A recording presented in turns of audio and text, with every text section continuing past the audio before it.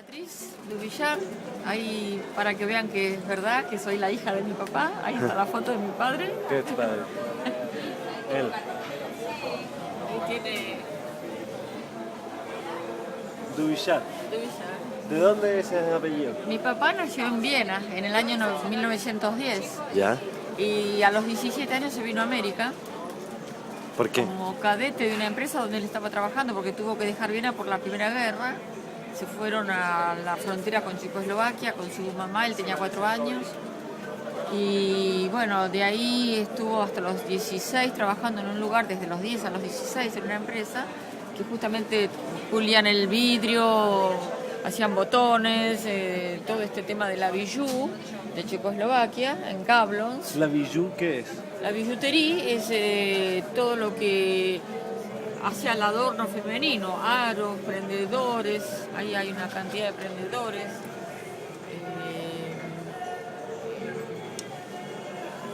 También había mercería, botones de vidrio, por ejemplo, donde justamente acá dice Made in Checoslovaquia.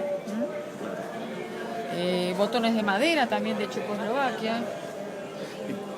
¿Y esto cómo lo guardaba Y tu bueno, papá? mi padre abrió su negocio, en el año 33 empezó. Acá en Buenos Aires. Acá en Buenos Aires, sí. Después de estar 3 años, o sea, de los 17 a los 20, trabajó como cadete y ya a los 21 se estableció con su propio negocio. ¿No? Ese espíritu europeo de trabajo, de esfuerzo, de sacrificio, pero bueno, le dio su fruto porque a los 21 años tuvo su propio negocio. Y ¿Dónde estaba el negocio? ¿En qué estaba parte? en varios lugares del centro, pero el que yo conocí era Salta y Alsina. Y cuando yo tenía 12 años, en el año 60, él decidió mudarse a un local propio porque ya se ve que había pensado cerrar, porque en una época muy conflictiva, si bien ya Perón había caído, pero seguían los alquileres, parece que estaba congelado todo. Bueno, él realmente parece que se hartó, nunca supe exactamente por qué, pero cerró en el año 60. Toda la mercadería adentro, en Rivadavia y Talcahuano, el nuevo local. ¿Y el local era de él? Ahí sí, él compró un local en un primer piso, metió todo ahí, yo le ayudé a hacer la mudanza, até paquetes con hilos y sal, ¿A con tus diarios, 12 años? a los 12 años, con mi hermanito que tenía 9. Y él cerró. Él iba al negocio y todo porque era un tipo de 50 años en ese momento, pero no trabajó más con esto y no quiso que nadie lo tocara. Y 40 años después, en el año 2001, él tenía 40 años más, yo tenía 52 años. Bueno, él murió, mis hermanos me dieron la llave del mismo negocio y yo volví a desatar esos paquetes que había atado 40 años atrás. En 40 años nunca habías entrado. Había entrado, pero nunca había dejado de tocar nada. O sea, iba ahí y además, más que con curiosidad, iba con bronca, porque no me dejaban tocar.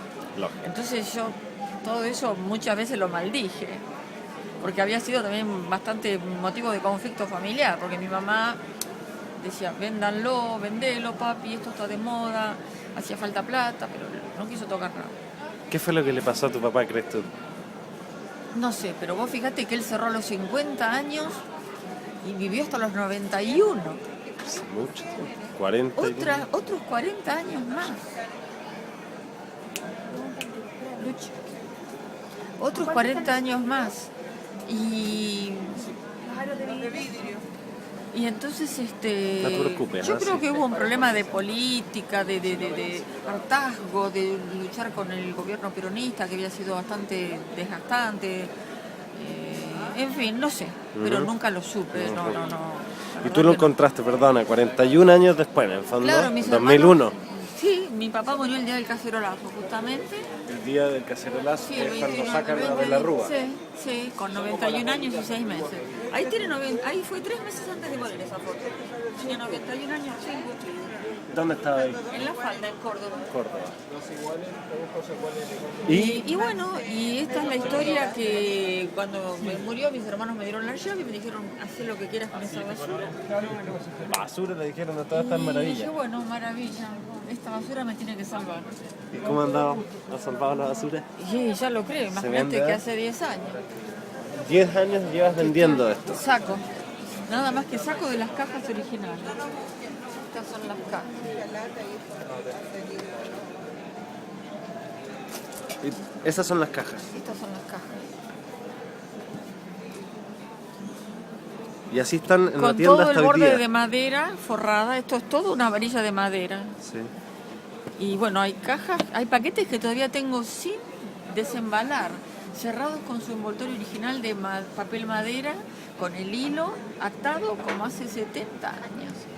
Y sé lo que hay adentro porque la etiqueta y el número equivalen, son los mismos que tiene otro paquete que abrí. O sea, por ejemplo, había 4 paquetes iguales, abrí uno. Entonces ya al abrir eso sé lo que hay en los próximos porque el número es el mismo. O sea, era muy ordenado tu papá. Muy ordenado. Y vos fíjate qué ordenado que era, que yo de cada artículo tengo los cartoncitos donde él hacía el inventario en el mes de diciembre de cada año. Entonces vengo siguiendo las compras. A ver, no tengo ninguno por ahí. Las compras desde el año 33 hasta el 57. El 90% de los cartoncitos, las últimas compras fueron del 57. El año Increíble. 57. ¿Y cuántos años llevas vendiendo estas cosas? Y 10 años. 10 años. Cuando empecé no sabía para dónde agarrar, porque yo soy asistente social por profesión. Trabajo de eso de lunes a viernes. En el año 2001, cuando me entregaron la llave, yo dije, con esto me tengo que salvar, pero ¿cómo? Y bueno, empecé a poner un poco de todo en los bolsones, empecé a caminar por la calle. En la época de la crisis yo iba al trueque porque tenía que bancar todavía 3 hijos que estaban conmigo. Cambié algunas cosas y me acuerdo que la primera clienta que me compró un par de cosas que vendí 100 pesos. Yo volví a casa que tocaba el cielo con las manos, en una casa de disfraces, porque pensé que era mercadería que a nadie le iba a gustar. Pero con este negocio aprendí que todo es lindo, porque para cada artículo hay alguien a quien le gusta. Aprendí a decir, todo es lindo, todo vale. O sea, desterré de mi vocabulario, esto no es lindo, esto no me sirve, esto no lo voy a vender, esto no vale. Y bueno.